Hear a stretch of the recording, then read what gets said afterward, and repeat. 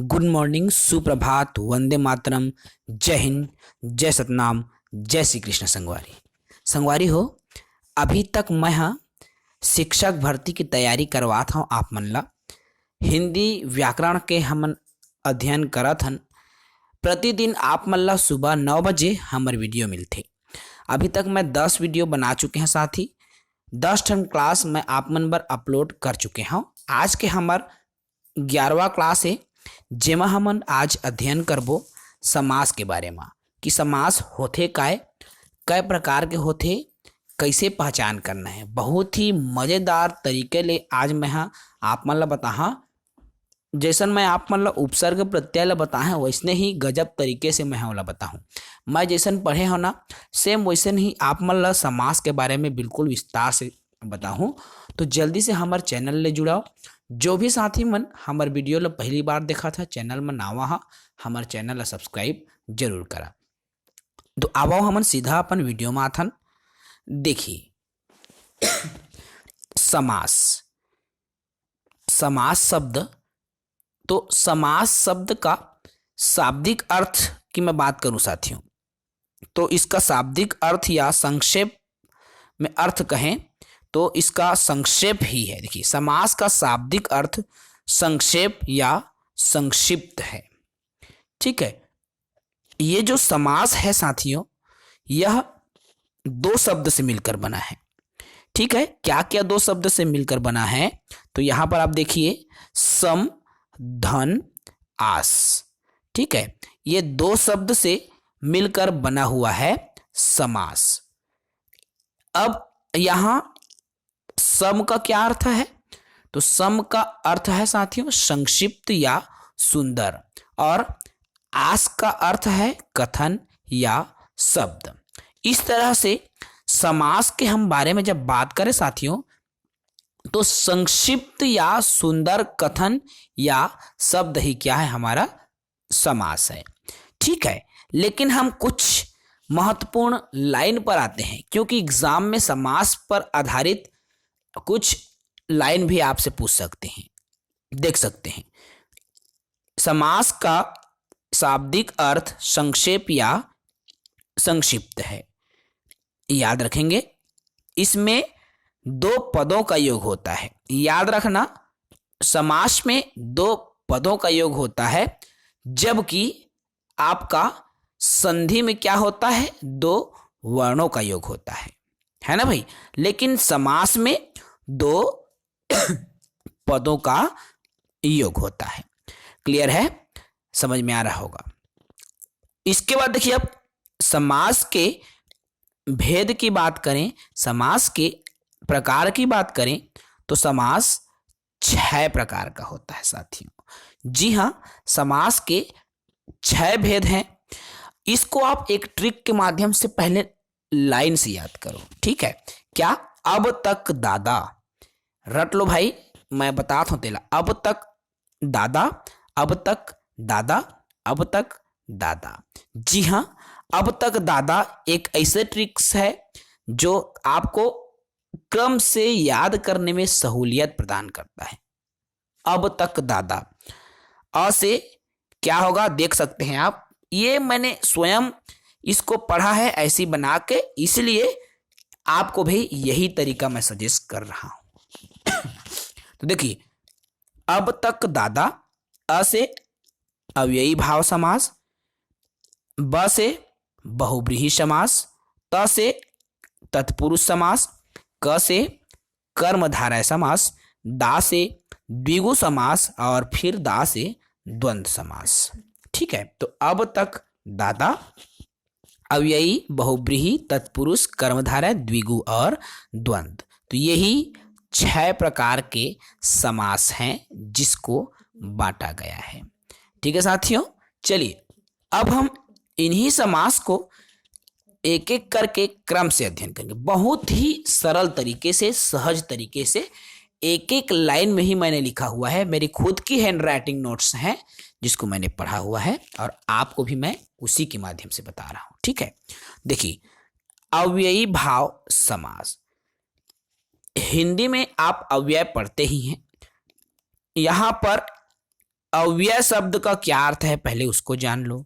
अव्यय, व्यय होना माने नष्ट होना, और अ का मतलब नहीं, है ना भाई।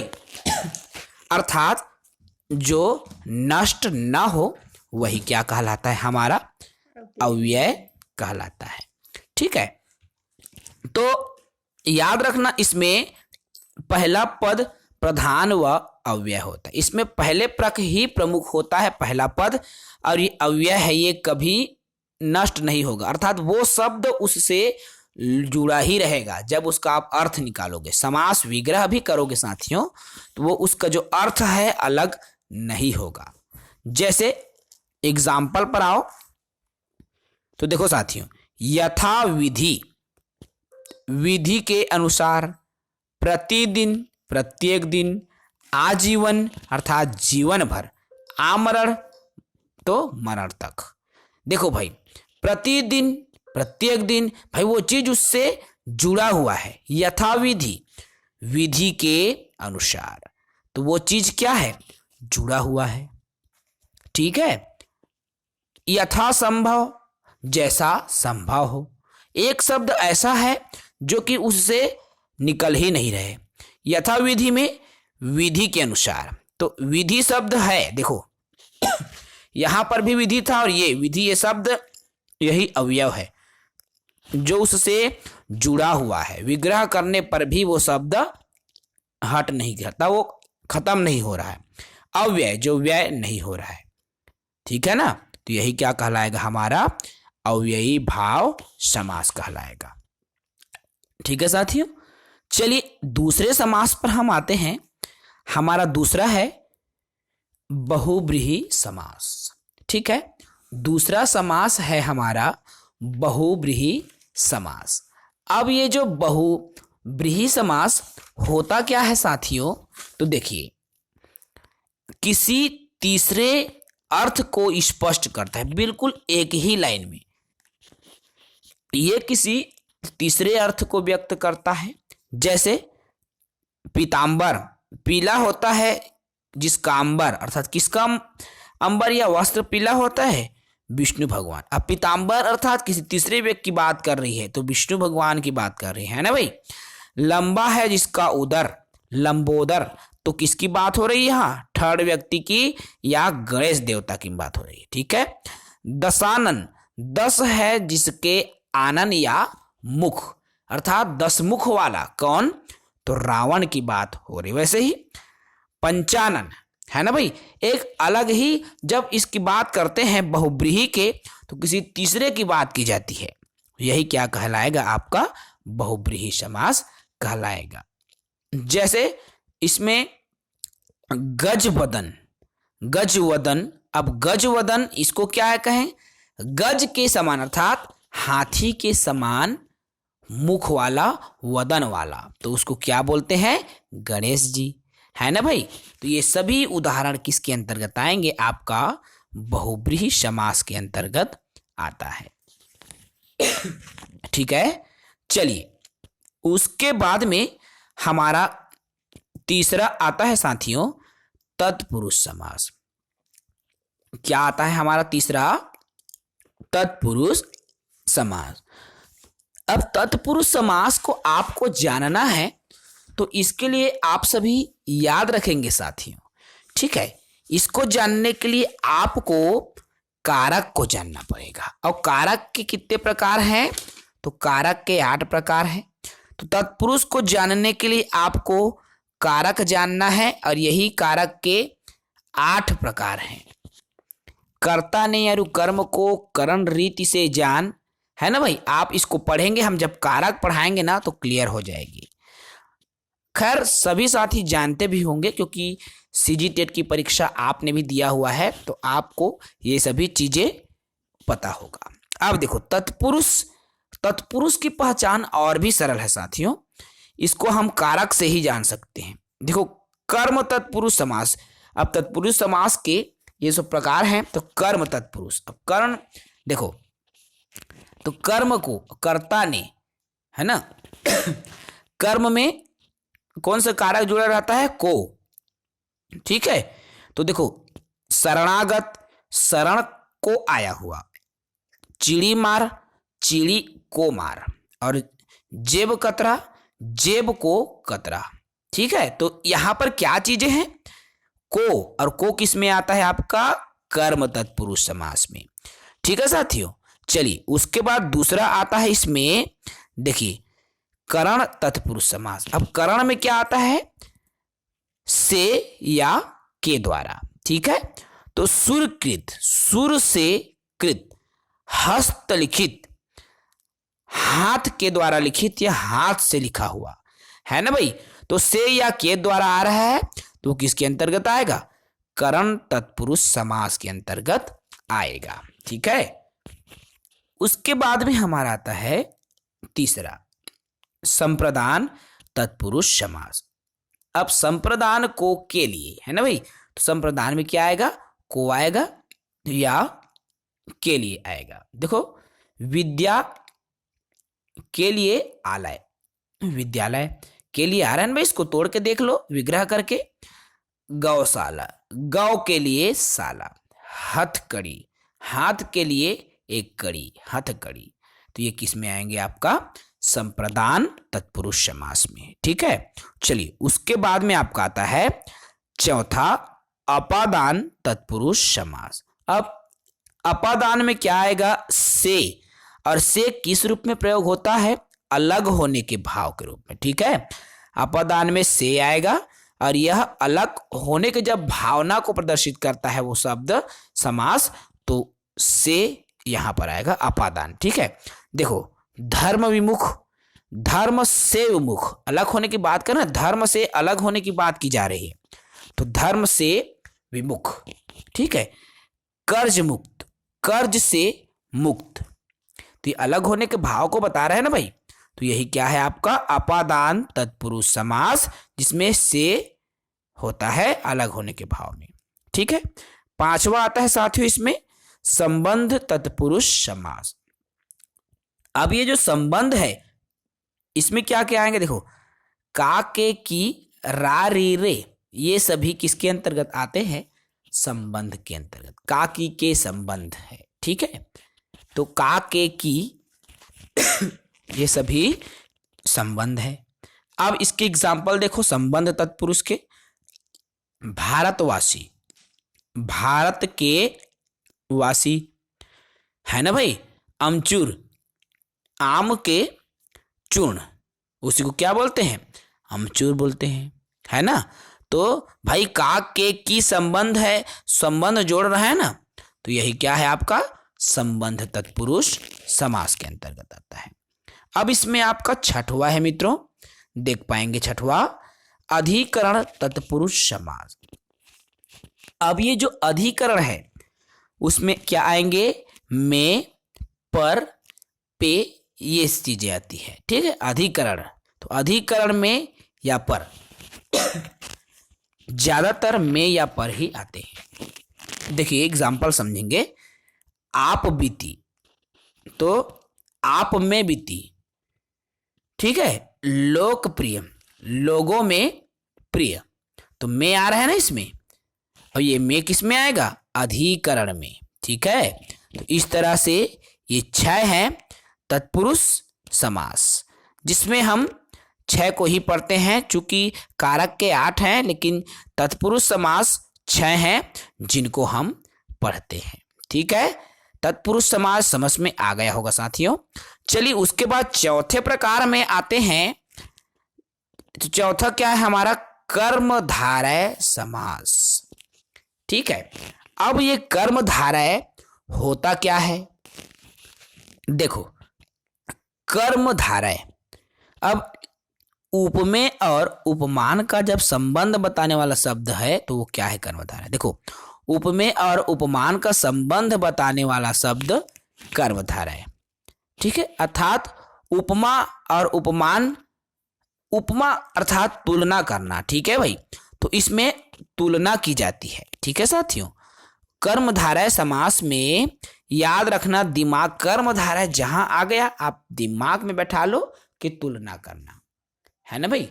कर्मधारय मतलब तुलना करना। उपमेय और उपमान का जब संबंध बताया जाता है तो वहां पर आपको क्या होता है, कर्मधारय होता है। ठीक है, एग्जाम्पल से आप समझो कर्मधारय को। देखो नीलांबर, तो नीलांबर क्या है, नीला है जो अंबर, अर्थात जो नीला है, जो अंबर नीला है ना, वो नीलांबर है। ठीक है, तो तुलना की जा रही है ना भाई, अंबर की नीला है करके। चरण कमल, चरण के समान कमल, जिसका जो चरण कमल की तरह है। ठीक है, और यहां पर नीला की तुलना कर रही है कि आकाश की तरह वो नीला दिखाई दे रहा है, तुलना कर रहे हैं ना भाई। यहां चरण के समान कमल, अर्थात उनका जो चरण है कमल की तरह है, पुष्प की तरह है, तुलना की जा रही है ना।